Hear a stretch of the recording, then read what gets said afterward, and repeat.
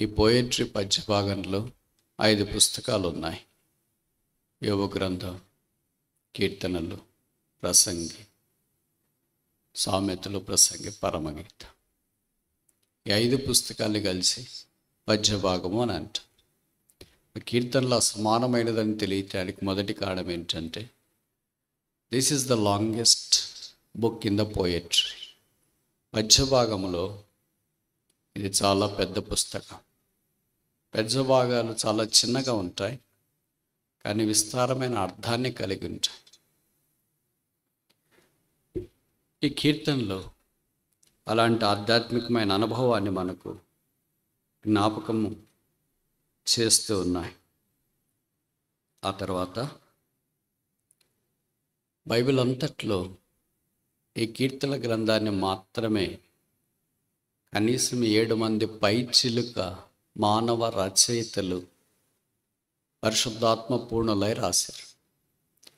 మిగతా పుస్తకాలన్నీ ఒకళ్ళే. ఇప్పుడు సామెతలు అంటే సొలొమోను రాశాడు అనుకుంటా, ప్రసంగి అంటే సొలొమోను రాశాడు.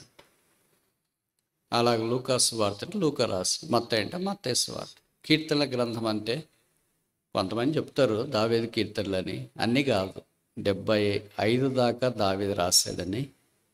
మిగతా కీర్తనల్లో మిగతా కొంతమంది భక్తులు రాశారు.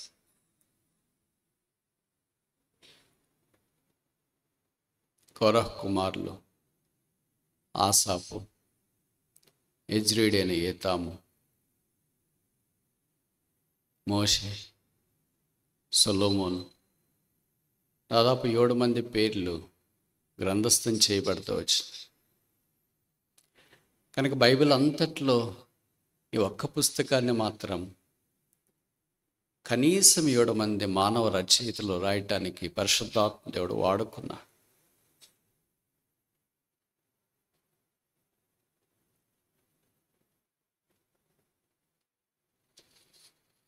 అది ఈ పుస్తకం యొక్క ప్రత్యేకత. మూడవది, ఈ కీర్తనల పుస్తకం అసమానం అని తెలియటానికి it has the longest chapter in the Bible. బైబిల్లో సుదీర్ఘమైన అధ్యాయం ఉంది, అదే 119వ అధ్యాయం. నాలుగవది, ఈ కీర్తన గ్రంథంలో shortest chapter in the Bible. బైబిల్లో చిన్న అధ్యాయం కూడా ఈ కీర్తనలోనే ఉంది, అదే 117 అని మనకు తెలుసు. అలాగే ఐదవది, ఆఖరిది, ఈ కీర్తన గ్రంథంలో బైబిల్లోని middle verse of the Bible అంటారు కదా, అదే 118వ కీర్తన 8వ వచనంలో మనుషులను నమ్ముకుంట కంటే యెహోవాను నమ్ముకుంట మేలు. కనుక ఈ 5 కారణాలను బట్టి ఈ కీర్తనల గ్రంథం అసమానమైనదని మనం గుర్తించవచ్చు. ఈ అసమానమైన కీర్తనల్లో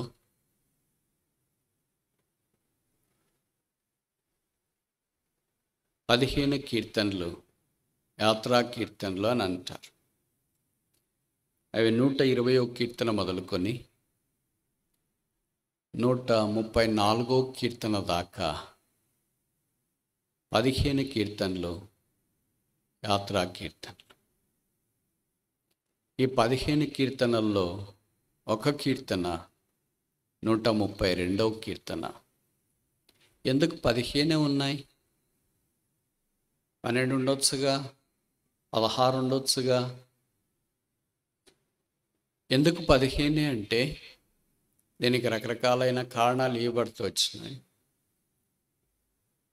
వెనక కొంతమంది బ్రదర్స్ వైపు ఖాళీ చైర్లు, సిస్టర్స్ వైపు వేయండి, మీకు ఏమి కనిపించదు అనుకుంటా, రావడం, కూర్చోవడం, పోతా ఉండడం.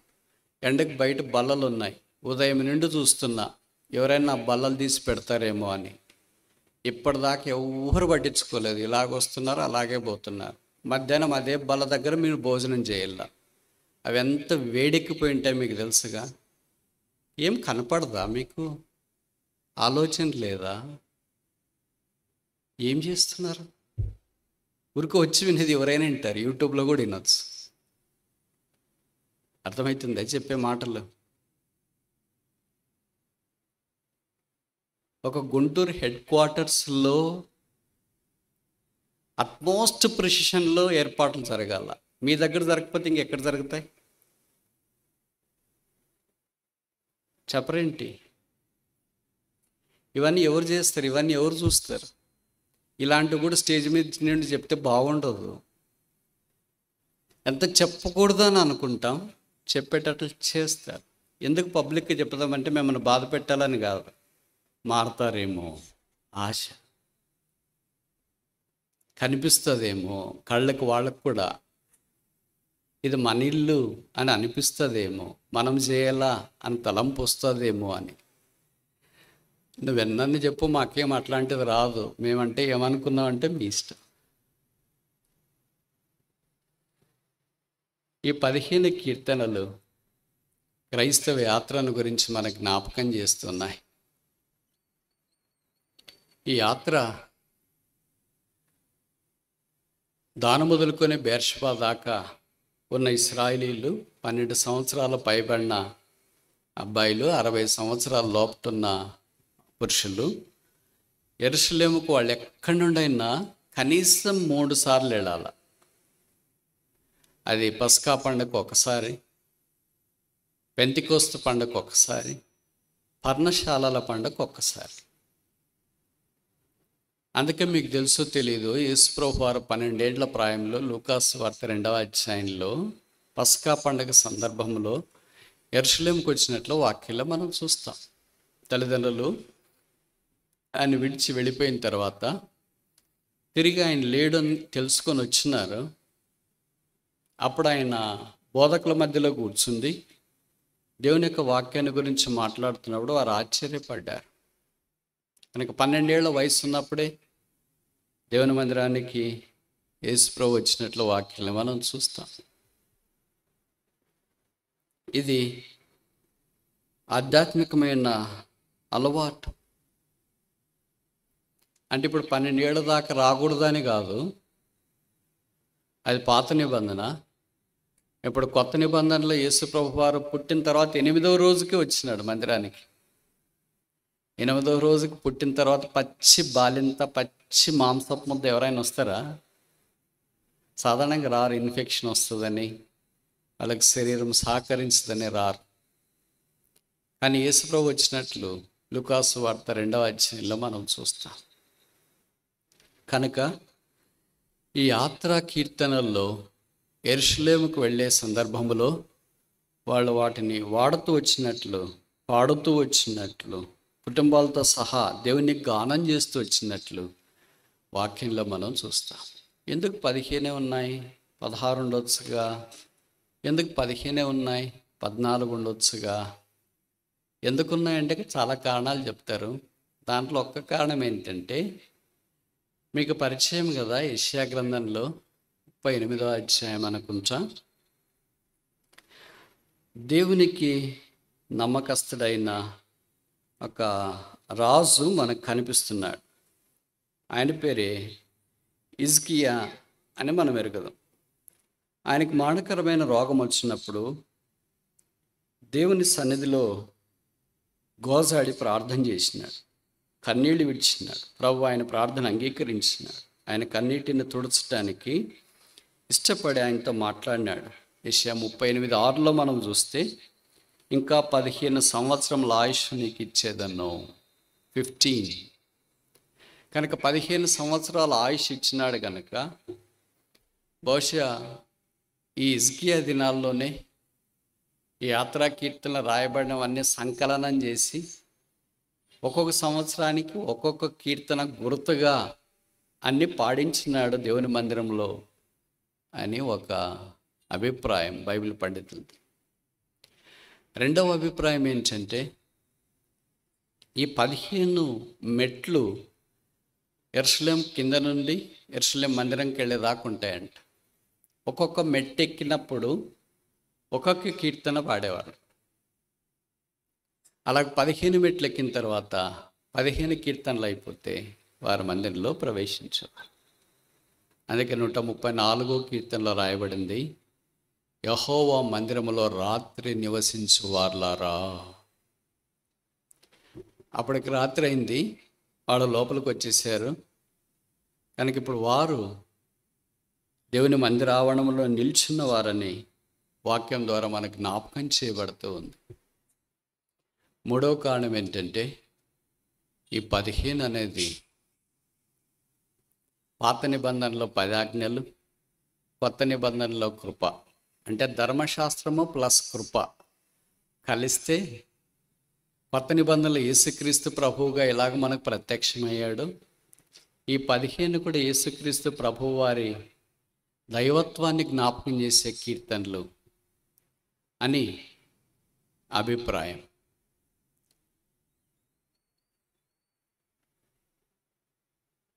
ఇంక చాలండి, వాక్యం చెప్పేటప్పుడు భలే చేస్తున్నారు.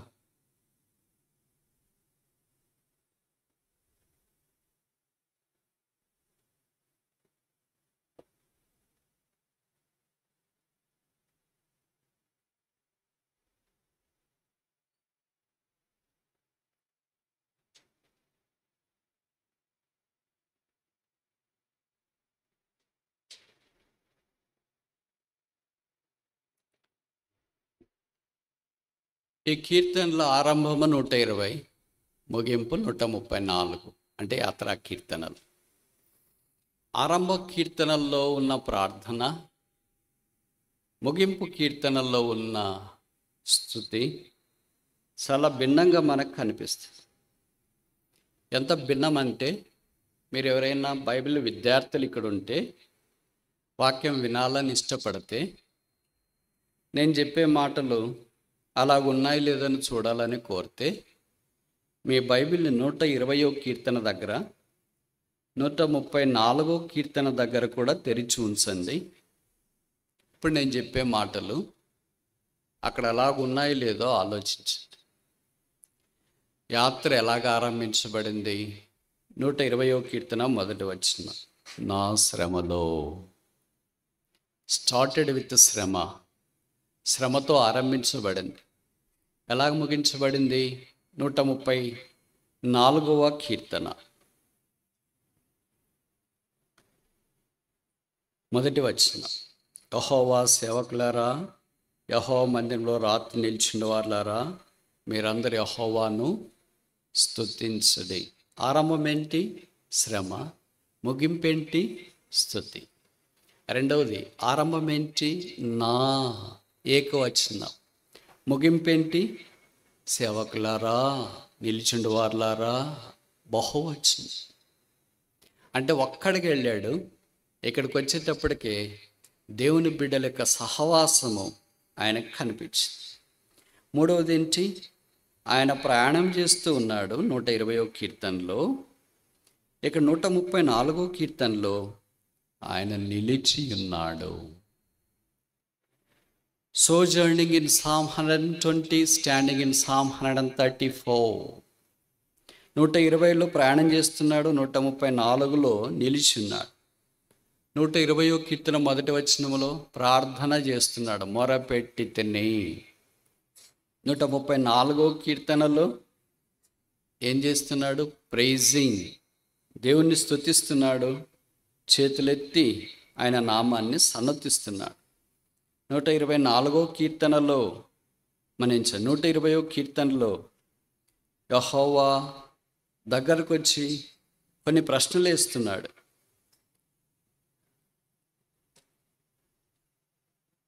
అదే 134వ కీర్తనలో ప్రశ్నలు లేవు, ప్రశ్నకు జవాబులు కూడా వచ్చింటాయి. 120వ కీర్తనలో కేదారు గుడారము దగ్గర ఉన్నాడు. 134వ కీర్తనలో యెహోవా మందిరము దగ్గర ఉన్నాడు. 120వ కీర్తనలో పరదేశిగా ఉన్నాడు. 134వ కీర్తనలో దేవుని సేవకుడిగా కనిపిస్తుంది. ఇప్పుడు ఒక ప్రశ్న అడుగుతా, ఎన్ని చెప్పాను తేడాలు? ఎన్ని చెప్పాను? 1, 2, 3, 4? నేను సంఖ్యగా ఎందుకు చెప్పలేదంటే మీరు ఎవరైనా అట్లా సంఖ్యగా 1 2 3 4 అని రాసుకొని చెప్తారేమో అని నేను చెప్పలే. అంటే 120వ కీర్తనకి 134వ కీర్తనకి ఎంత తేడా ఉంది చూడండి. ఆరంభం శ్రమ, అంతం స్తుతి. ఆరంభం ఏకాకి, అంతం వచ్చేటప్పటికి సహవాసం.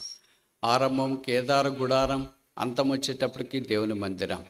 ఆరంభంలో అబద్ధములాడేవారు కనిపిస్తున్నారు, అంతం వచ్చేటప్పటికి యెహోవాను స్తుతించేవారు కనిపిస్తున్నారు. ఆరంభంలో బహుశా పగలు అబద్ధాలు చెప్పేవాళ్ళు కనిపిస్తున్నారు, అంతానికి వచ్చేటప్పటికి రాత్రిలో దేవుని స్తుతించేవారు కనిపిస్తున్నారు. మన ఆధ్యాత్మిక జీవితంలో ఆరంభము ఎలాగుంది అనేది ఇప్పుడు మనం మార్చుకోలేం. అది బాగాలేకుండా ఉండొచ్చు, శ్రమలో ఉండొచ్చు, బాధలో ఉండొచ్చు, దుఃఖంలో ఉండొచ్చు, కృంగుదల్లో ఉండొచ్చు, వేదనకరమైన పరిస్థితిలో ఉండొచ్చు. కానీ అంతం దేవుని యొక్క ఆశీర్వాదంతో ముగించబడుతుంది. అదే 134వ కీర్తనలో రాయబడింది. ఆఖరి వచనం Psalm 134:3. 134వ కీర్తన ఆఖరి వచనం 3వ వచనం. భూమి ఆకాశం సృజించిన యెహోవా సియోనులో నుండి నిన్ను. Oh what a great ending! ఎలాంటి అద్భుతమైన ముగింపు చూడండి. శ్రమతో ఆరంభించబడి ఆశీర్వాదంతో ముగించబడుతుంది. ఇంతకంటే ముగింపు ఎవరు ఇంకెక్కువ కావాలని కోరుకుంటారు? ఇంతకంటే గొప్ప ఆశ్చర్యకరమైన అనుభవంలోనికి ఇంకెవరు రావాలని కోరుకుంటారు?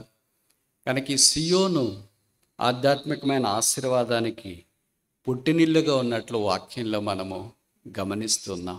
మన క్రైస్తవ జీవితం కూడా ఒక యాత్ర.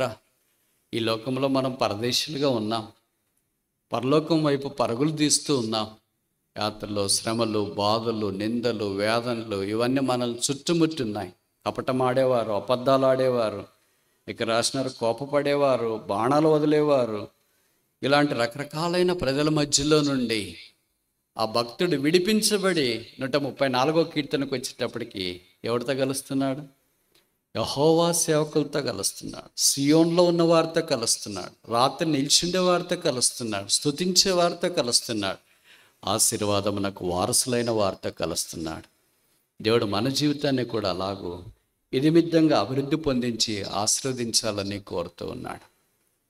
ఈ మొదటి సెషన్లో 133వ కీర్తనలో ఉన్న సంగతులు కొన్ని సియోనుకు సంబంధించి మనం చూడటానికి ప్రయత్నం చేస్తాం.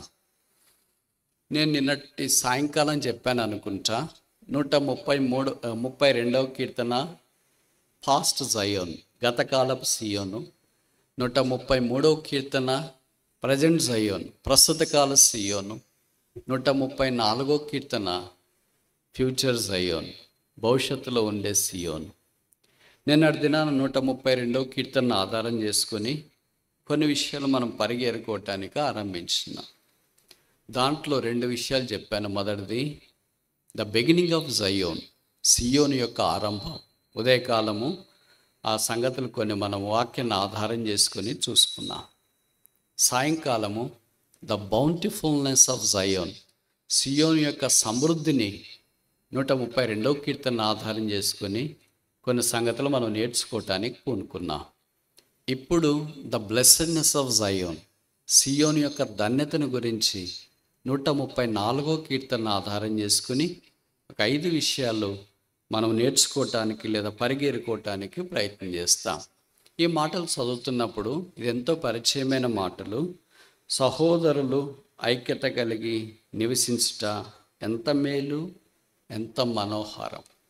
ఎప్పుడైనా మీరు చదివినప్పుడు ఈ కాంటెస్ట్కి, ఈ యాత్రకి ఏమైనా సింక్ అవుతుందని ఆలోచించినారా?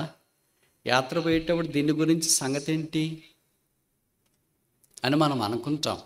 కానీ క్రైస్తవ యాత్రలో ఇది మన కొరకే రాయబడింది. అందుకే నేను చెప్పాను కదా, 133వ కీర్తన ప్రజెంట్ చేయను, ప్రస్తుత కాలం యేసునందు విశ్వాసం ఉంచిన వ్యక్తి, యేసునందు విశ్వాసం ఉంచిన కుటుంబం, యేసునందు విశ్వాసం ఉంచిన స్థానిక సంఘముగా పిలువబడే వారు ఎలాంటి లక్షణాలు కలిగి ఉండాలో 133వ కీర్తనలో పరిశుద్ధాత్మ దేవుడు మనందరి ఆత్మ సంబంధమైన జీవితాన్ని కొరకే గ్రంథస్థం చేశాడంటే తప్ప మరి ఏంటి ఆ గ్రంథస్థము, ఏంటి ఆ మహిమ, ఏంటి ప్రస్తుత కాలం యొక్క సియోని యొక్క ఆశీర్వాదము అని అంటే మొదటిసోనే అన్నాడు, సహోదరుల ఐక్యత అంటే బ్రాకెట్లో సహోదరులకు కూడా ఐక్యత అని అర్థం. వాళ్ళ పేర్లో రాశాడులే, వాళ్ళు ఐక్యంగా లేరు, మనమంతా ఐక్యంగా ఉన్నాము అని సిస్టర్స్ స్కిప్ కావటానికి వీల్లేదు. సహోదరులు అని అంటే బ్రాకెట్లో సహోదరీలు అని కూడా అర్థం, సిస్టర్స్ కూడా అని అర్థం, బ్రదర్స్తో పాటు సిస్టర్స్ కూడా అని అర్థం. సహా ప్లస్ ఉదరం, ఉదరం అంటే పొట్ట, కడుపు. ఒకే కడుపులో నుండి వచ్చిన వారిని సహోదరులు సహోదరీలు అని అంటారు. మనం ఊరికే బోర్డు పెట్టుకుంటాం కానీ సహోదరీలు సహోదరులు అని. జీవితం మాత్రం బోర్డుకు చాలా భిన్నంగా ఉంటుంది. ఉదరలు కాదు, ఒకే కడుపు నుండి వచ్చిన వాళ్ళు కాదు, ఒకే తల్లి స్తన్యపానం చేసిన వాళ్ళు కాదు, ఒకే బల్ల, ఒకే రక్తం, ఒకే ప్రభు, ఒకే బాప్తిసం, ఒకే సంఘం, ఒకే వాక్యం, ఒకే ప్రభు, ఇవన్నీ బయటికి చెప్పడానికి తీరిగా మనకు పనిచేస్తుంది. కానీ ప్రాక్టికల్స్కి వచ్చేటప్పటికి దాన్ని సాధారణంగా ఆచరించేది దుర్లభం అంటే తప్పంటారా? వాళ్ళదే మేమే, వాళ్ళదే మాదే, వాళ్ళ వరుస వేరే మా వరుస వేరే, వారి ప్రాంతం వేరే మా ప్రాంతం వేరే, వారి భాష వేరే మా భాష వేరే. ఇలాగ ఎన్నో భిన్నత్వాలన్నింటినీ కలిపి రంగరించడానికి మనం ప్రయత్నం చేస్తాం. అదే ఐక్యతను దెబ్బతీస్తుంది. ఐక్యత మనోహరమైంది. బైబిల్లో మనోహరమైన 5 విషయాలు కనీసం ఉన్నాయి తెలుగులో. ఇప్పుడు నేను వాటి గురించి చెప్పలేను, కానీ అలాంటి మనోహరమైన దాంట్లో ఒక్కటేంటంటే దేవుని ప్రజలు, సంఘము, ప్రభువునందు విశ్వాసం ఉంచిన వారు ఐక్యముగా ఉండాలని కోరబడుతున్నారు. ఆ ఐక్యత కలిగి ఉండి ఎంత మేలు ఎంత మనోహరం అంటే అర్థమేంటి? ఐక్యత లేదు అని అర్థం. బాగుండండి బ్రదర్ అని అంటే ఏమని అర్థం? మందిరానికి రండి అంటే ఏమని అర్థం? రావట్లేదు అని అర్థం. ప్రార్థన చేయండి అంటే ఏమని అర్థం? చేయట్లేదు అని అర్థం. స్తుతించండి అంటే ఏమని అర్థం? స్తుతించట్లేదు అని అర్థం. సిద్ధంగా ఉండండి అంటే ఏమని అర్థం? సిద్ధంగా లేరు అని అర్థం. జాగ్రత్తగా ఉండండి అంటే ఏమని అర్థం? జాగ్రత్తగా లేరు. సహోదరులారా ఐక్యత కలిగి ఉండండి అంటే ఏమని అర్థం? అనైక్యత ఉంది, ఐక్యత లేదు అని అర్థం. ఉందని మనం అనుకుంటుంటాం. పరిశుద్ధాత్మ దేవుడు ఆ ఐక్యతలోనికి మనల్ని తీసుకొని వచ్చినాడు. The work of the holy spirit is unity and the work of the local believers is to maintain the unity. ఆ ఐక్యతను కాపాడుకోవడమే దేవుని ప్రజల యొక్క భాగ్యం. అది భార్య భర్త అయినా, కుటుంబమైనా, దేవుని యొక్క సంఘములోనైనా. విచిత్రం ఏంటంటే అంత బాగున్నా సరే మనం వీలైనంత దాకా ఐక్యత చెడుపుకోవటానికి ప్రయత్నం చేస్తూ ఉంటాం. కుటుంబాల్లో సమస్యలు వస్తే భార్య భర్త పిల్లలు అందరూ కలిసి ఉన్నారు. సంఘాల్లో సమస్యలు వస్తే ఎందుకు కలిసి ఉండట్లేదు? కుటుంబం కంటే సంఘం బలహీనమైనదనే కదా అర్థం. కుటుంబము భౌతికమైన అటాచ్మెంట్, రక్తం ఉంటుంది, దాన్ని హైడ్రోజన్ బాండ్ అంటాం. ఒకవేళ మీ భాషలో చెప్పాలంటే కవలెంట్ బాండ్ అని అనొచ్చు, స్ట్రాంగెస్ట్ బాండ్. అయితే సంఘం దగ్గరికి వచ్చేటప్పటికి it's not only hydrogen bond, it's not only covalent bond, it is a cross centered bond, blood bond. అందుకే యేసుప్రభువు అన్నాడు, ఈ రక్తము మీ కొరకై చిందించబడిన నిబంధన. ఒక భౌతికమైన రక్త కుటుంబము లేదా రక్త సంబంధులే అంత బంధువులుగా ఉంటే, మరి ఆత్మలో బంధువులు అంటాము, కలవరిశిలో బంధువులు అంటాము, లెంటి డేస్ అంటాము, 7 మాటలు అంటాము, యేసుప్రభు నా కొరకే చనిపోయాడు అంటాము, ఆ రక్తం లేకపోతే నేను బతకలేను అంటాము. మరి ఆ రక్తం మనల్ని ఐక్యతగా ఉంచడానికి ప్రయత్నిస్తుండగా మనమే దూరమైపోతున్నామంటే తప్పంటారా? ఈ ఐక్యతను జ్ఞాపకం చేసే బైబిల్లోని 5 మెటఫర్స్, అనాలజీస్, అలంకారాలు, ఉపమానాలు నేను మీకు తెలియచేయటానికి ప్రయత్నం చేస్తాను. ఇవి కూడా మీకు తెలిసినవే, అయినా ఉంటే మంచిదని. బహుశా మీరు అనుకోవచ్చు, ఇది ఈ సమయానికి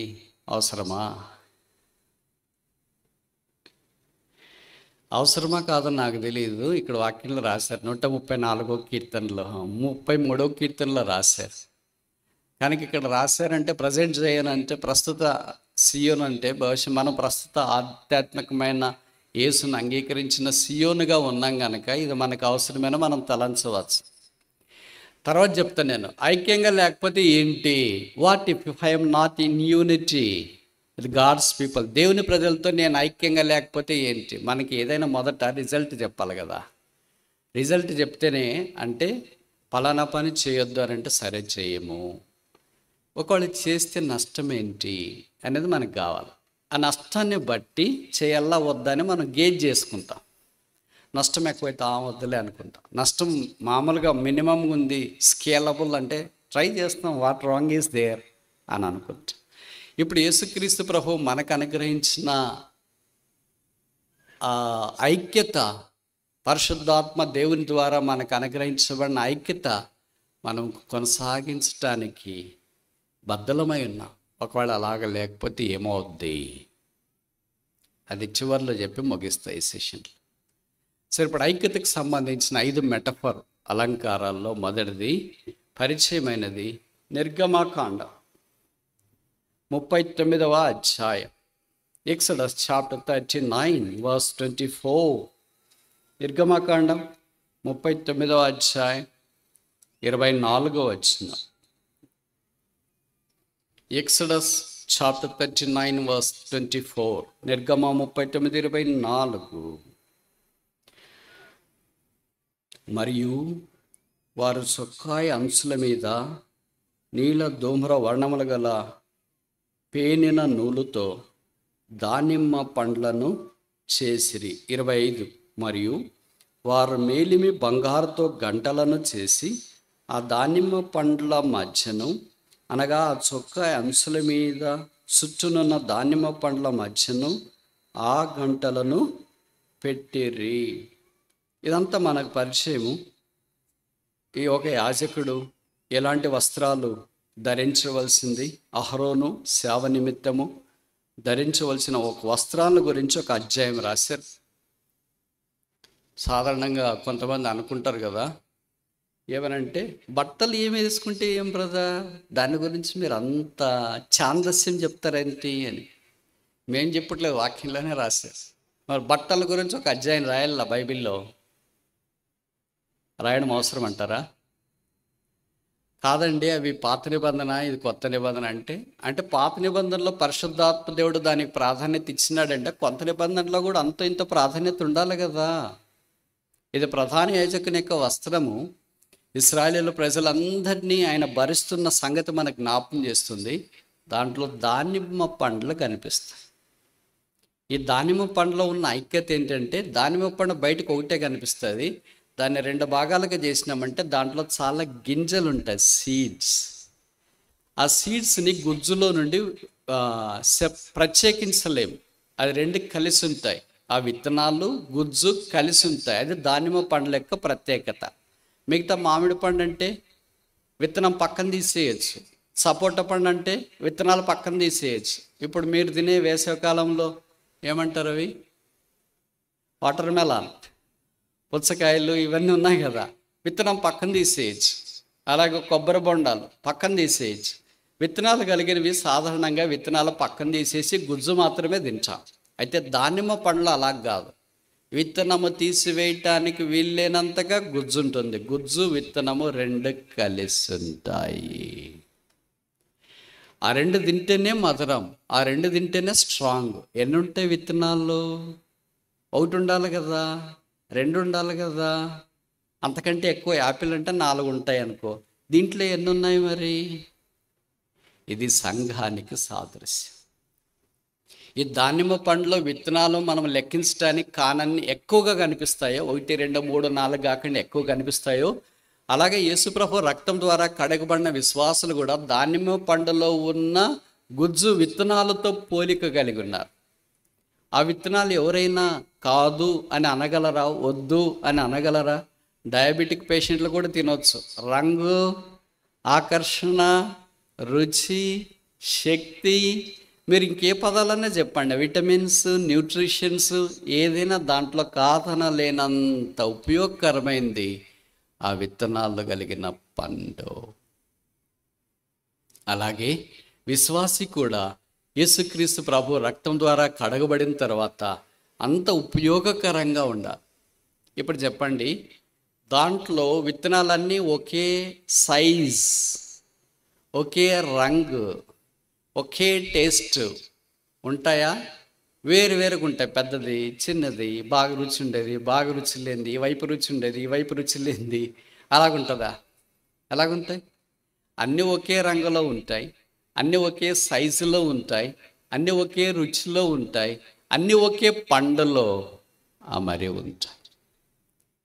అదే యేసుక్రీస్తు రక్తం ద్వారా కడగబడిన మనమందరము యేసులో అమరిక కలిగి ఉండాలి. అలాగా దైవిక ఆకర్షణగా ఉండాలి. అందుకే 48వ కీర్తనలో చెప్పబడింది కదా, సియోను సర్వభూమికి సంతోష జాయహోల్వా. దానిమ్మ పళ్ళు చూస్తే ఎంత గట్టిగా ఉంటాయి, లోపల తీసుకున్న తర్వాత ఎంత ఆకర్షణీయంగా ఉంటాయి. మీలో కొంతమందికి తెలియదు ఏమో, బహుశా నేను చాలా స్థలాలకు వెళ్తుంటా కదా, నాకు ఎక్కువ పొరపాట్లే కనిపిస్తాయి. నా కళ్ళు చెడ్డవి. మామూలుగా పెరుగన్నం వడ్డించేటప్పుడు కొంతమంది పెరుగన్నంలోకి చాలా చక్కగా తయారు చేస్తారు. చక్కని ద్రాక్ష వేసి, చిన్నవి ఈ దానిమ్మ గింజలేసి వాళ్ళు పెరుగన్నం తయారు చేస్తే అన్నీ మానేసి పెరుగన్నమే తినాలని అనిపిస్తారు. అది దేంట్లోకి వేసిన రుచి, ఎక్కడున్నా రుచి, పెరుగన్నంలోనైనా రుచి, వట్టికి తిన్నా రుచి, జ్యూస్ చేసుకున్నా రుచి, సరదాగా టైంపాస్ కొరకు తింటున్నా రుచి. ఇది కాదనలేనంతగా రుచికరంగా దానిమ్మ పండ్ల గింజలు ఎలాగుంటాయో క్రైస్తవ విశ్వాసి కూడా ఇంట్లో, వారి కుటుంబంలో, వ్యక్తిగత జీవితంలో, పనిచేసే స్థలాల్లో, స్థానిక సంఘాల్లో ప్రభు కొరకు అలాగూ మంచి వ్యక్తిగా ఉండాలనే దేవుని యొక్క ఉద్దేశం. ఇది ఐక్యతను జ్ఞాపం చేసే మొదటి సంగతి. ఇది చర్మానికి వేరుగా ఉంటుంది, ఇది దానికి కరుసుకోదు, విత్తనాలు తీసిన వెంటనే వస్తాయి. అందుకే దీన్ని ఏమంటామంటే యూనిటీ ఆఫ్ సెపరేషన్, ప్రత్యేకతలో ఉన్న ఐక్యత. క్రైస్తవుడిగానే ఉన్నాడు, అదే సందర్భంలో తను ప్రత్యేకమైన జీవితాన్ని కలిగి ఉన్నాడని మనకు జ్ఞాపకం చేయబడతా ఉంది. కొన్నిసార్లు గింజలు మనకి ఏదైనా ఒక పాత్రలో వేసి ఇచ్చిన తర్వాత స్పూన్ తీసి ఇస్తుంటారు. వాళ్ళు స్పూన్ కడిగి టేబుల్ మీదే పెట్టింటారు. ఇవన్నీ నేను ఎందుకు చెప్తానంటే విమర్శించడానికి కాదు, మీరు ఇట్లాంటి పొరపాట్లు మరలా చేయకుండా ఉండటానికి. ఎందుకంటే మీ కిండ్లలో ఎవరు చెప్పరు, ఇవి బేసిక్ థింగ్స్. నేను చాలా స్థలాలకు వెళ్ళాను, చాలా స్థలాల్లో నాకు కనిపించేది ఇది. బ్రదర్ ఒక స్పూన్ ఇవ్వండి అంటే, లేదా అక్క ఒక స్పూన్ ఇవ్వండి అంటే, వాళ్ళ స్పూను కాడబట్టుకోవాల, ఆ స్పూను గుంతకుంటుంది కదా, దాన్ని పట్టుకొని ఇట్టిస్తారు. దాన్ని పట్టుకొని నాకు ఇవ్వడం వల్ల ఏం ఉపయోగం ఉంది? మీ చేతికుంటే దానికి అంటుకుంటుంది కదా, మళ్ళీ దాన్ని తింటే ఏమని అర్థం? దాన్ని పాత్రలో పెడితే ఏమని? అసలు పాత్రలో మనం స్పూను గరిటె ఎందుకు వాడతాము? కూరలు పాడు కాకుండా ఉండటానికి. లేకపోతే మనం చేత్తోనే వడ్డించుకోవచ్చు కదా. ఆ పూటకి అయిపోయేది అయితే మనం చేత్తోనే వడ్డించుకుంటాం, ఇంకా మిగులుతుంది అని అంటే పాడు కాకుండా మనం స్పూన్ వాడు. ఆ స్పూన్ కాడబట్టుకొని ఆ స్పూన్ భాగంతో వేసుకుంటే తింటే ఉపయోగం. కానీ ఆ స్పూన్ గోతిగా ఉన్న దగ్గర చేయి పెట్టి ఇదిగో బ్రదర్ అని కాడ నా వైపుకి ఇస్తే నువ్వు చేయి పెట్టిన తర్వాత ఇంకేం లాభం? అది కూరలో పెట్టి ఏం లాభం? పాడైంది కదా. ఇంత కనీస జ్ఞానం కూడా లేనివాళ్ళు చాలామంది, ఇంతింత చదువుకున్నోళ్ళు, ఇంతింత బిల్డింగులు కట్టినోళ్ళు, ఇంతింత కార్లు పెట్టినోళ్ళు, ఇంతింత వాళ్ళు మాట్లాడుతుంటే నాకు అనిపిస్తుంది వీళ్ళకి కనీసం కూడా తెలియదు ఏంటి ఇంత.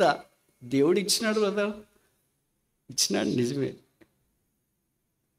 సెపరేషన్, ప్రత్యేకత అంటుకోదు, అది శరీరానికి పనిచేయదు. అది కేవలం అది తను ప్రత్యేకంగా ఉండటానికి ఏర్పాటు చేయబడింది. దాని పేరే దానిమ్మ గింజలు అని అంటారు. అదే ఈ దినాన క్రైస్తవుని యొక్క ప్రత్యేకమైన జీవితం. దేవుడు దాని కొరకే మనల్ని ఏర్పాటు చేసుకున్నట్లు వాక్యంలో చూస్తాం. రెండవ మెటఫర్ చూస్తామా? రెండవ పోలిక యోబు గ్రంథం 41:15. Job chapter 41 verse 15. యోబు 41:15. యోబు 41:15. జోబ్ చాప్టర్ 41, యోబు 41:15. దాని గట్టి పొలుసులు దానికి అతిశయాస్పదము, ఎవరును తీయలేని ముద్ర చేత అవి సంతనము చేయబడి ఉన్నవి, అవి ఒకదానితో ఒకటి హత్తుకొని ఉన్నవి. 16. వాటి మధ్యకు గాలి ఏమాత్రమును జోర నేరదు. ఏంటవి? 15 వచనంలో రాయబడింది గట్టి పొలుసులు. దేని పొలుసులు అవి? 41వ అధ్యాయం 1వ వచనం, నీవు మకరమును గాలముతో బయటికి లాగగలవా? మకరము అంటే తెలుగు రాదు కదా, ఇంగ్లీష్ చెప్పండి. క్రోకడైల్. ఈ క్రోకడైల్ అంటే అది నీళ్ళలో ఉన్నంత దాకా దానికి ఎదురు లేదు. అది నీళ్ళలో నుండి బయటకు వచ్చిన తర్వాత కుక్కకింట బలహీనం అయిపోతుంది. ఆ నీళ్ళలో ఉన్నప్పుడు, సింహము అడవుల్లో ఉన్నప్పుడు ఎంత బలమైందో, నీళ్ళలో ఉన్నప్పుడు కూడా ఈ క్రోకడైల్ అంత బలమైంది. ఈ క్రోకడైల్ ముసలి అంటాం కదా మనము, అది బయట చూసినప్పుడు అందవిహీనంగా కనిపిస్తుంది, కానీ దాని పొలుసులు అంట ఒకదానికొకటి అతకబడి ఉంటాయి. చేపలు ఉదాహరణకి, చేపలు కూడా బయట పొలుసులు ఉంటాయి కదా, ఆ పొలుసులు ఒకదాని మీద ఒకటి ఉంటాయి. అవి ఎలాగ రాశాడంటే పరిశుద్ధాత్మ దేవుడు ఇక్కడ సంతనము చేయబడి ఉంటాయి. అంటే ఇది పెద్ద తెలుగు పదము, మనకు అంత అర్థం కాదనుకుంటా. అంటే ఒకదాని మీద ఒకటి మోపబడి ఉన్నట్టు ఉంటాయి. మీ గుంటూరు జిల్లాలో పాతకాలంలో పెంకుటిల్లులు ఉంటాయి చూడండి, ఒక పెంకు మీద ఇంకొక పెంకు, అలాగే గడ్డితో కట్టిండేది లేదా ఈతాకుతో కట్టిండేది, ఇప్పుడు తాడి చెట్లతో కట్టిండేది. ఒకదాని మీద ఒకటి, ఒకదాని కింద ఒకటి, ఒకదాని కింద ఒకటి పెట్టేటప్పటికి ఆ నీళ్లు దాంట్లోకి దూరకుండా, కారకుండా, వర్షం వచ్చినప్పుడు తడవకుండా ఉంటారు. ఇక్కడ ఏం రాయబడిందంటే గాలి దాంట్లోకి చొరబడదు. గాలి అంటే ఏ గాలి? తూర్పు గాలి. 48వ కీర్తనలో మనం చూస్తాం కదా, చూడండి. సామ్ 48, 48వ కీర్తన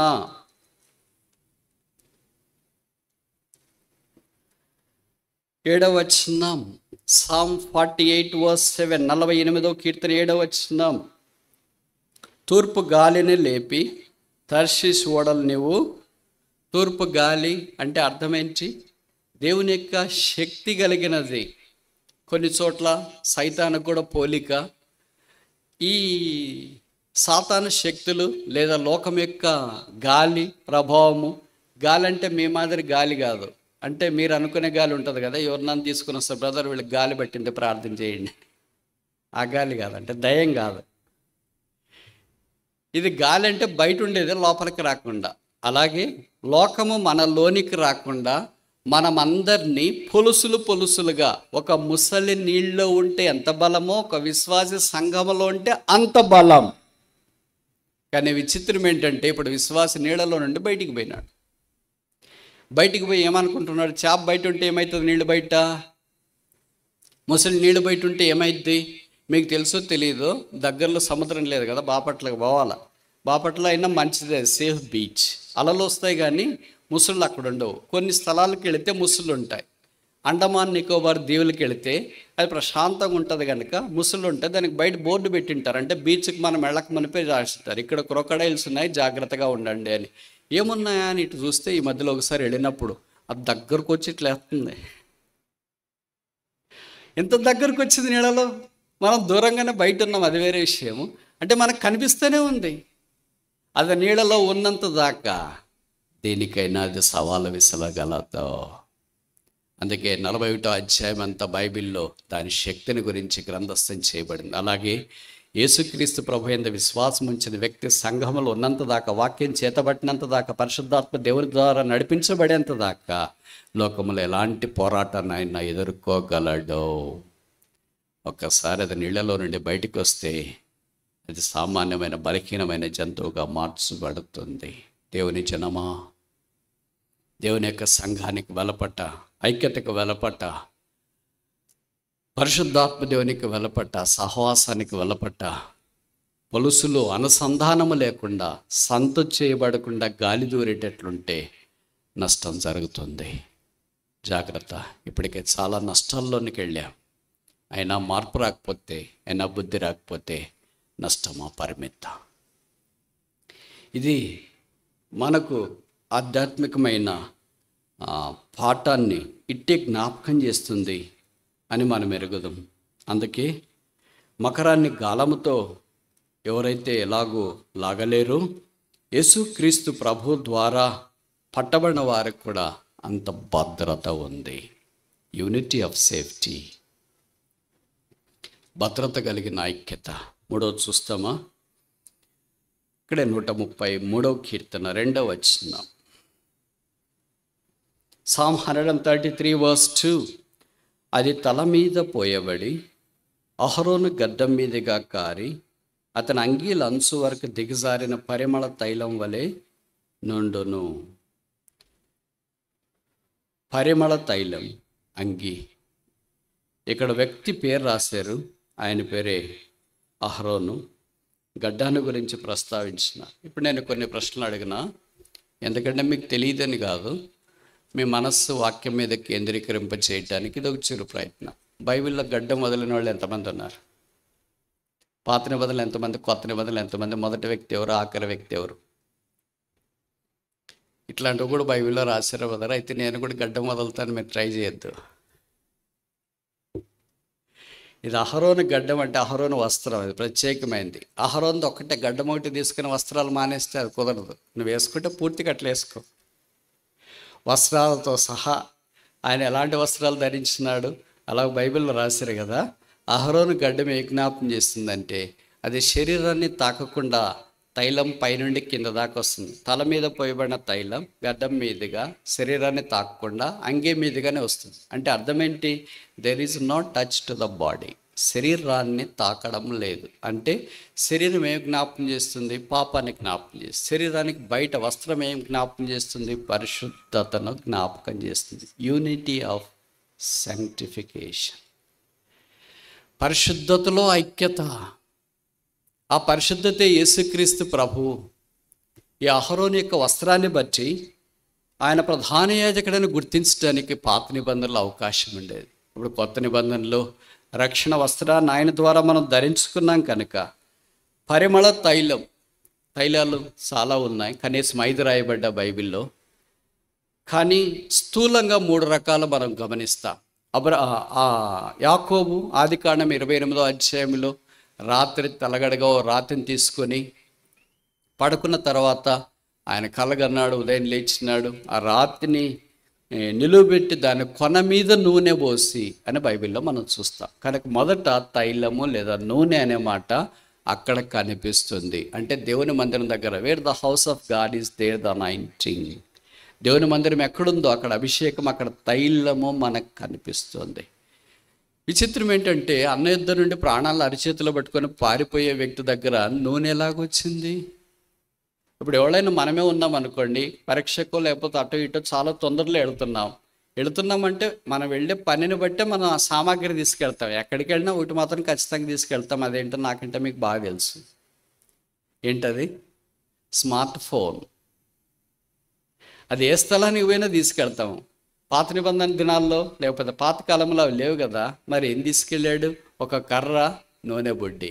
కర్ర ఎందుకంటే ఏదైనా జంతువులు వాళ్ళ మీద దాడి చేస్తే వారు ప్రయాణం చేసేటప్పుడు కర్ర తీసుకెళ్తారు. అందుకే 23వ కీర్తనలో నీ దుడ్డు కర్ర దండము నన్ను ఆదరించున్నది. వాళ్ళు ఎప్పుడు కర్ర తీసుకెళ్ళేవాళ్ళు. రెండవది ఏంటంటే నూనె కూడా తీసుకుని వెళ్ళేవాళ్ళు. ఎందుకు నూనె తీసుకుని వెళ్తారంటే, వాళ్ళకి ఏదైనా కింద పడిపోయేటప్పుడు, అంటే నడిచి వెళ్తున్నప్పుడు కింద పడిపోతే లేకపోతే ఏదైనా గాయాలు తగిలితే అప్పుడు ఫస్ట్ ఎయిడ్ ఈ నూనె, ఒలీవల నూనె వాడుకుంటారు. దంచి తీసిన అచ్చమైన సమ్మిళితమైన ఒలీవల నూనె. ఆ నూనె పూస్తే ఫస్ట్ ఎయిడ్కి ఆ గాయాలు దాదాపు మానిపోయాయి. అందుకే వారు నూనె, కర్ర ఈ 2 ఖచ్చితంగా సంతన చేయబడి క్యారీ చేసేవారని పాత నిబంధన చరిత్ర మనకు జ్ఞాపకం చేస్తుంది. ఇప్పుడు కొత్త నిబంధనలో యేసుక్రీస్తు ప్రభువు యొక్క వాక్యమే ఆ దండము లేదా దుడ్డు కర్ర. ఆ కర్ర పరిశుద్ధాత్మ దేవుడే ఆ తైలము. ఆయన మనల్ని నడిపిస్తున్నాడు, ఆయన మనల్ని నావిగేట్ చేస్తున్నాడు, ఆయన మనల్ని జ్ఞాపకం చేసుకుంటున్నాడు. కనుక ఇక్కడ యూనిట్ ఆఫ్ సాంక్టిఫికేషన్, పరిశుద్ధతలో ఉన్న ఐక్యతను మనకు జ్ఞాపకం చేయబడుతూ ఉంది. 4-5 తొందరగా చూసి ముగిస్తామా?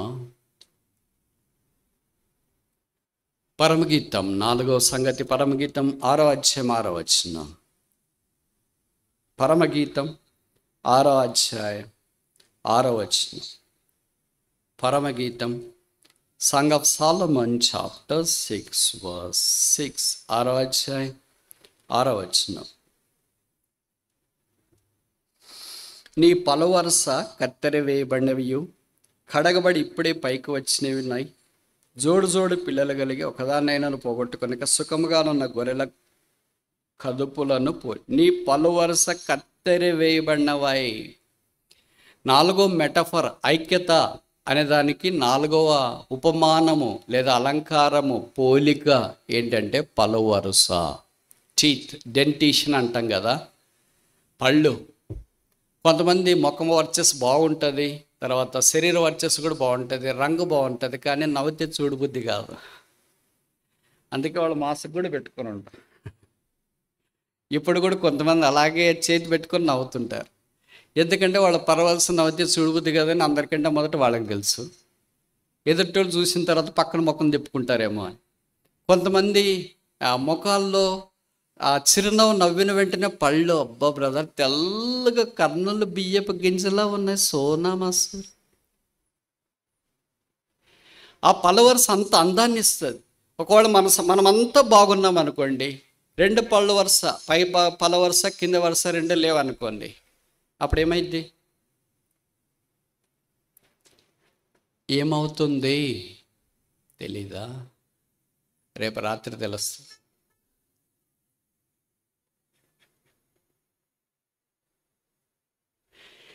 తినటానికి, నమలటానికి, ఇంకొకటి మీకు తెలుసో తెలియదు, స్పీచ్ మాట్లాడటానికి కూడా రాదు. పళ్ళు ఉన్నాయి కనుక ఇప్పుడు మనకు తెలియట్లేదు మాటల విలువ. పళ్ళు పోయిన వాళ్ళు అడగండి, పాతకాలం వాళ్ళని, వాళ్ళు మాట్లాడేది మనకు అర్థం కాదు. అందుకని సాధారణంగా వాళ్ళు మాట్లాడుకోకుండా ఉంటారు. కనుక మాట తీరు దేన్ని బట్టి తెలుస్తుందంటే పలవరుసను బట్టి మనకి స్పష్టత మాట అనేది వస్తుంది. ఇవన్నీ మనకు తెలియకుండా డిఫాల్ట్ స్ట్రక్చర్ దేవుడు మనల్ని పైనుండి కింద దాకా 5.5 అడుగుల్లో ఇంత చక్కగా అందంగా సామాగ్రి కలిగిన ఒక మనిషినిగా తయారు చేసిన తీరు చూస్తుంటే ఆశ్చర్యం. అందుకే కీర్తనకాడు అన్నాడు, నన్ను తల్లి గర్భములో నీ చేతులు నిర్మించింది, బయటికి తీసుకుని వచ్చిన తర్వాత నన్ను కలుగజేసిన విధానం చూడగా నాకు భయమును ఆశ్చర్యమును కలుగుతున్నాయి. బంగారు పళ్ళు పెట్టించుకున్నాడు, పళ్ళు పుచ్చిపోతున్నాయి. వెండి పళ్ళు పెట్టించుకున్నా, స్టీల్ పళ్ళు పెట్టించుకున్నా పుచ్చిపోతున్నాయి. రకరకాల క్లిప్పులు వేసుకున్నా రకరకాలు పోతున్నాయి. అయితే ప్రభు ఇచ్చిన డిజైన్, ఈ పళ్ళు ఎలాగైతే సంతన చేయబడి ఒకదానికి ఒకటి దగ్గరగా ఉంటే ఎంత అందంగా కనిపిస్తాయి, ఎంత పని చేస్తాయి. అలాగే విశ్వాసులు కూడా పళ్ళతో పోల్చబడ్డారు. ఒక్కొక్కరు దగ్గరుంటే, కొంతమంది పై పళ్ళు, కొంతమంది కింద పళ్ళు, కొంతమంది దౌడు పళ్ళు. నవ్వితే ఎన్ని పళ్ళు? 32 కనిపించవు, కొన్నే కనిపిస్తాయి ముందు. కొన్ని దౌడు పళ్ళు ఉంటాయి, కనిపించవు. అవి కూడా మరి పని చేస్తాయి. ఎప్పుడు మీకు తెలుసు కదా, చెప్పాను కదా, ఆదివారం రాత్రి ఫుల్ వర్క్ వాటికి. దౌడపాళ్ళు కొన్నిటికే పనిచేస్తాయి, అవి నవ్వితే కనపడవు. అలాగే సంఘంలో కూడా కొంతమంది కనిపిస్తారు, కొంతమంది కనబడకుండా దాగి ఉంటారు. వాళ్ళు చాలా పని చేస్తారు, చాలా ప్రయాసపడతారు. వాళ్ళ పని ఏంటో మనకు కూడా తెలియదు. వాళ్ళు బహుశా కన్నీరు గార్చొచ్చు, చేయి చాపొచ్చు, చెమట గార్చొచ్చు. దేవుని యొక్క మందిరం రావడంలో విరామము లేకుండా వాళ్ళు పని చేయొచ్చు. వాళ్ళు ఎవరికి తెలియదు, కానీ అవసరం. కొంతమంది ఊరికి బయటికి కనిపించేటట్లు తిరుగుతూ ఉంటారు. వాళ్ళు ఏం లేదు, ఊరికి నవ్వుతూనే, కావాలని వాళ్ళు పళ్ళు చూపించుకోవడానికి నవ్వుతూనే ఉంటారు. అరే ఏం కారణం లేకుండా నవ్వుతున్నారు? కారణం లేకుండా నవ్వుతే ఏమంటారు? ఎర్రగడ్డకి తీసుకెళ్ళండి వీళ్ళని అని అంటారు.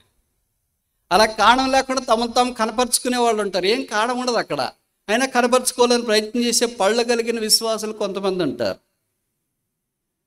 ఈ పలువరుస ఒక పద్ధతి ప్రకారం ఒక జోక్ వేసినప్పుడు నవ్వితే, నవ్వాల్సిన వచ్చినప్పుడు నవ్వితే ఎంత అందంగా కనిపిస్తారు. అబ్బా వాళ్ళ పలువరుస ఎంత బాగుంది బ్రదర్, అలాగే చూడబుద్ధి అవుతుంది. రాజకుమారి పుత్రిక, నీ పలువరుస కత్తెర వేయబడిందంటే కట్స్. కొంతమంది పళ్ళు అలాగే ఉంటాయి, ఆకలి గడ్డిని కత్తిరించే ఉంటాయి కదా కొన్ని పార్కుల్లో అక్కడ. వాటిని ఎలా కత్తిరిస్తారో అలాగ కత్తిరి వేసినట్లుగా వాళ్ళు పలవరుస ఉంటుంది. అబ్బాయి ఎంత అందంగా పలవరుస ఉందని. యేసు ప్రభు ఎంత విశ్వాసం ఉంచిన విశ్వాసుల యొక్క ఐక్యత కూడా ఒక్కొక్క పళ్ళు ఒక్కొక్క విశ్వాసి అందరూ దగ్గరికి వచ్చినప్పుడు ఆ పంటికి బలం ఉంది. ఇప్పుడు చూడండి, వాటికి ఐక్యత లేదనుకో, ఒక పళ్ళు మధ్యలో సందు ఉందనుకో, మీరు నవ్వుతే ఏమంటారు? ఇంకా నవ్వద్దు దానికి ఒక వ్యవహారిక పేర్లు పెడతారు, చాలా ఘోరంగా ఉంటుంది అది. ఇప్పుడు మనం కూడా అట్లే ఉంటాం. బయటికి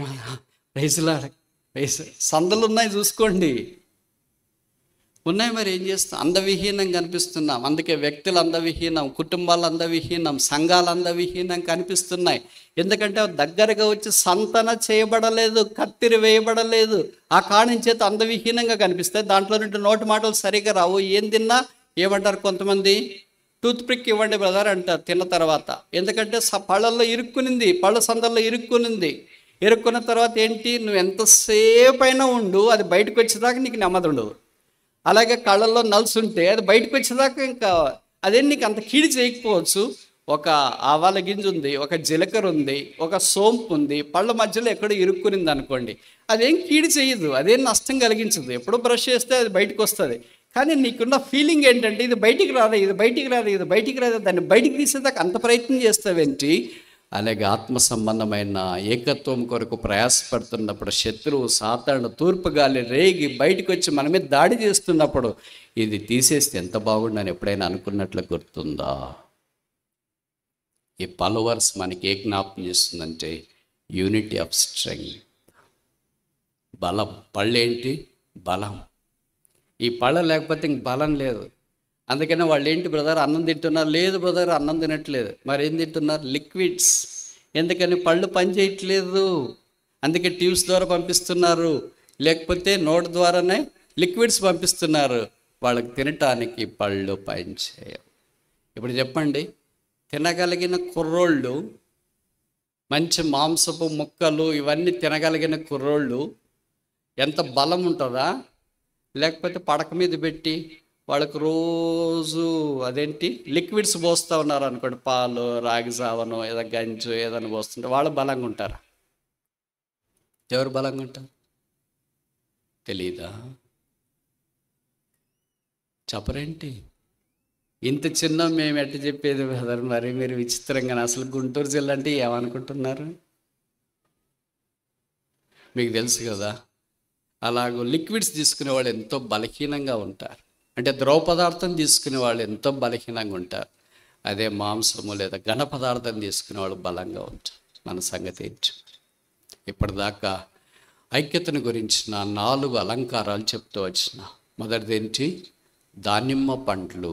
ఏ జ్ఞాపకం చేస్తున్నాయి? యూనిట్ ఆఫ్ సెపరేషన్, ప్రత్యేకతను జ్ఞాపకం చేస్తున్నాయి. రెండవది ఏంటి? మకరము. ఈ క్రొకడైల్ ముసలి యొక్క ఏంటి స్కేల్స్, పొలుసులు. అదే జ్ఞాపకం చేస్తుంది. యూనిట్ ఆఫ్ సేఫ్టీ, భద్రత, కాపుదలను జ్ఞాపకం చేస్తుంది. మూడవది అహరోను గడ్డము, వస్త్రము. ఏ జ్ఞాపకం చేస్తుంది? యూనిట్ ఆఫ్ శాంక్టిఫికేషన్, ఐక్యతలో ఉన్న పరిశుద్ధతను జ్ఞాపకం చేస్తుంది. నాలుగవది ఏంటి? పరమగీతం 6:6లో పళ్ళు కత్తిరి వేయబడిన పలు వరుస, అంటే కత్తిరించిన, కట్ చేసినారు, పళ్ళనే కట్ చేసినారు. ఎంత అందంగా కనిపిస్తుంది. అందుకే మీకు తెలుసు కదా, కొంతమందికి పళ్ళ మీద పళ్ళు వచ్చింటుంది. ఇప్పుడు ఏం చేయాలా? అట్లా బిలీవర్స్ ఒకళ్ళ మీద ఒకళ్ళు ఉంటే ఏం చేయాలా? పెళ్లి చేసుకుంటారా? పెళ్లి కాని వాళ్ళు పెళ్లి చూపులకు వచ్చినారంటే చేసుకుంటారా? అన్నీ బాగున్నాయి బ్రదర్, ప్రార్థన చేసి చెప్తాము. ఇంటికి పోయి ప్రార్థన చేసి ఏం చెప్తారు? చెప్పరేంటి? ఏం చెప్తారు? సమాధానం లేదు. అంత కరెక్ట్గా ఎట్లా చెప్తున్నారు మీరు? సమాధానం లేదు బ్రదర్, ప్రార్థన చేస్తున్నాము, సమాధానం లేదు. మీరు ఏదైనా వేరే ప్రపోజల్ చూసుకోండి. ఎందుకు సమాధానం లేదని మాలాంటి వాళ్ళు వాళ్ళని అడిగినాం అనుకో, అంత బాగున్నారు బ్రదర్, పళ్ళ మీద పళ్ళ 2 పళ్ళు వచ్చినాయి, నవ్వుతే అసలు చూడబుద్ధి కావట్లేదు, మాకు కోడలకు తెచ్చుకోవడం ఏమి ఇష్టం. ఎంత ఆత్మీయంగా ఉన్నా కొన్ని మనము రాజీ పడలేము. కానీ ఇప్పుడు దాన్ని బాగా చేసుకోవాలంటే ఏం చేస్తారు? మరి డెంటిస్ట్ దగ్గరికి వెళ్తా, డాక్టర్ దగ్గరికి వెళ్తా, దాని క్లిప్ సరి చేయించుకోవటానికి ప్రయత్నం చేస్తా. ఈ పళ్ళ సరి చేసేటప్పుడు బాగా హాయిగా ఉంటుంది. ఎవరైనా పళ్ళ క్లిప్పులు పెట్టుకున్న వాళ్ళకి, పీకించుకున్న వాళ్ళకి, బంగారు పళ్ళ పెట్టుకున్న వాళ్ళకి, సిల్వర్ పళ్ళ పెట్టుకున్న వాళ్ళకి తెలుస్తుంది. వాళ్ళు చెప్తారు, శరీరంలో ఏ నొప్పి వచ్చినా భరించవచ్చు, కానీ పంటి నొప్పి వస్తే గుండె నొప్పి వచ్చినా భరించవచ్చు. అంటే ఏంటంటే అటు ఇటు తెలిసిపోతుంది, పోవాలా వద్దా అని. పంటి నొప్పి అలా కాదే, అలాగ నొప్పి ఉండిపోతుంది. ఏం తినబుద్ధి కాదు, మాట్లాడబుద్ధి కాదు, ఇంకా చెప్పనెలుగానంతగా ఉంటుంది. ఒక విశ్వాసి నొప్పికరంగా ఉంటే సంఘానికి ఎంత నష్టం, కుటుంబానికి ఎంత నష్టం, తనకు కూడా ఎంత నష్టం. అలాగ సంతన చేయబడే వ్యక్తిగా ప్రభు కొరకు కత్తిరించబడిన వారికి ఉండాలని కోరబడతాం. 5వ దాకా చూసి ముగిస్తామా? కొరింథీయులకు రాసిన మొదటి పత్రిక 12వ అధ్యాయం 12వ వచనం. 1 Corinthians chapter 12 verse 12. కొరింథీయులకు రాసిన మొదటి పత్రిక 12వ అధ్యాయం 12వ వచనం. ఎలాగో శరీరం ఏకమై ఉన్నను అనేక అవయములు కలిగి ఉన్నదో, ఎలాగో శరీరం యొక్క అవయములన్నీ అనేకములై ఉన్నను ఒక్క శరీరమై ఉన్నవో, అలాగే క్రీస్తు ఉన్నాడు.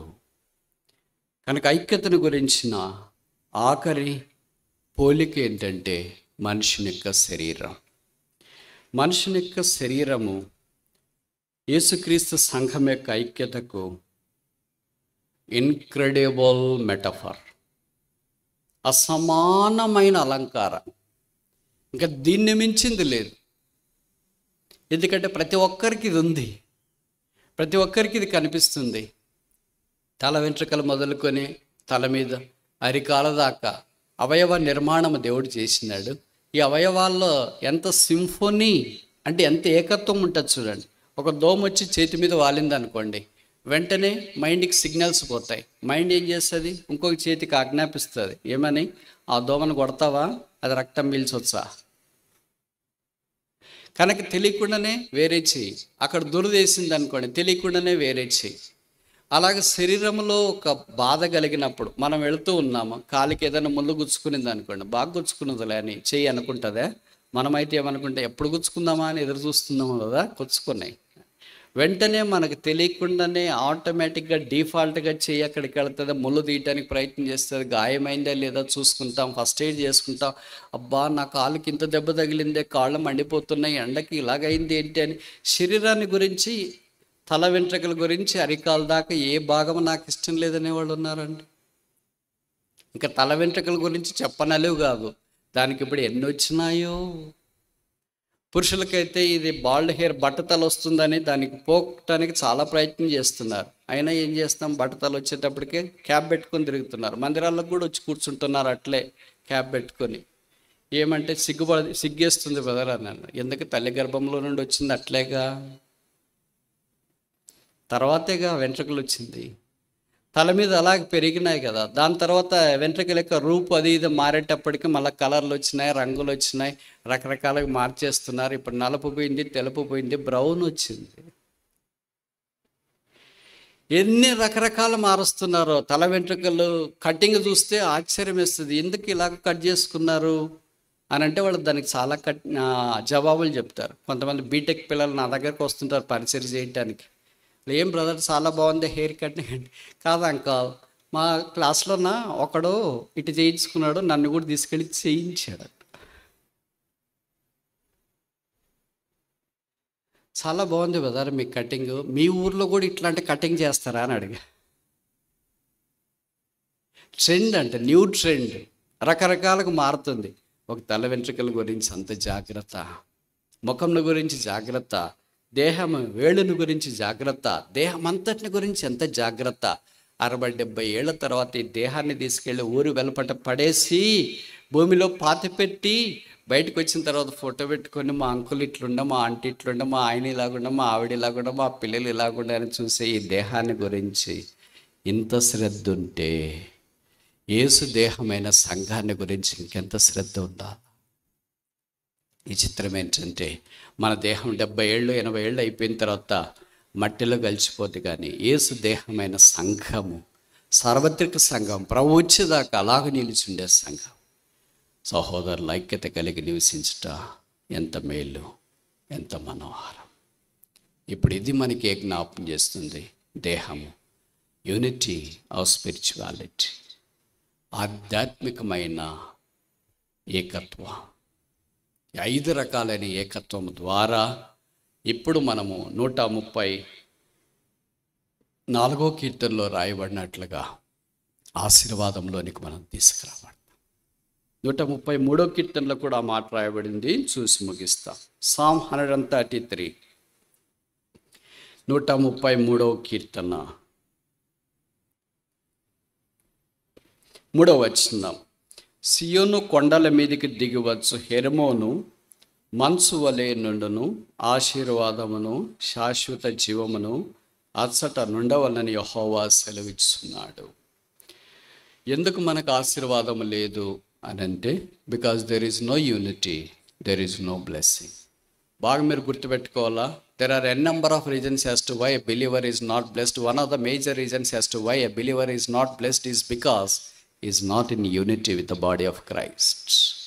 క్రీస్తు యొక్క శరీరంలో తనకు ఐక్యత లేని కారణం చొప్పున ఆయన ఆశీర్వాదమును జీవమును ఇతరులకు తీసుకొని రాలేని దుస్థితిలో ఉన్నాడు. యెహోవా సియోనును ఏర్పరచుకొని ఉన్నాడు నివాస స్థలంగా. ఇది మన సంగతి. అలాంటి ఆశీర్వాదం కిందకి రాకపోతే మనమే మన ఆశీర్వాదానికి అడ్డుబండలుగా ఉన్నాం. మనమే క్రీస్తు ఇచ్చే జీవానికి అడ్డుబండలుగా నిలబడినాం. ఈ మధ్యాహ్నం ప్రభు దగ్గరకు వచ్చి క్షమాపణ కోరుకుంటూ సిలువను చూస్తూ, యేసు సిలువ రక్షకుడు, నాథుడు, మన కొరకు ఆయన శరీరాన్ని సిలువలో అప్పగించడానికి ఇష్టపడ్డాడు. సిలువలో ఆయన దేహం విరగ్గొట్టబడింది. ఆయన చనిపోయాడు. గోధుమ గింజ భూమిలో పడి చేస్తే కానీ ఫలించదు అన్నట్లుగా ఆయన మన కొరకు చనిపోయి సమాధి చేయబడి తిరిగి 3వ దినాన్ని లేచినాడు. ఆ ప్రభువు అన్నాడు, ఇది నా శరీరం. కనుక మనము ఆయన ఆత్మ సంబంధమైన దేహముగా సంఘం అనే శరీరంలోనికి మనం తీసుకురాబడ్డాం. అదే క్రీస్తు శరీరం. ఆ క్రీస్తు కలిగించే ఐక్యతను మనం కాపాడుకున్నప్పుడు ఆశీర్వాదం జీవం ప్రభు మనకి ఇవ్వాలని కోరుతున్నాడు. ఈ మధ్యాహ్నం అలాంటి ఆశీర్వాదం జీవం నిండాలుగా మనలో ప్రవహించి ఆధ్యాత్మికతను సంతరించుకొని ఆయన రాకడ కొరకు ఎదురు చూస్తున్నట్లు ప్రభు మనకు సహాయం చేయనుగాక. ప్రార్థన.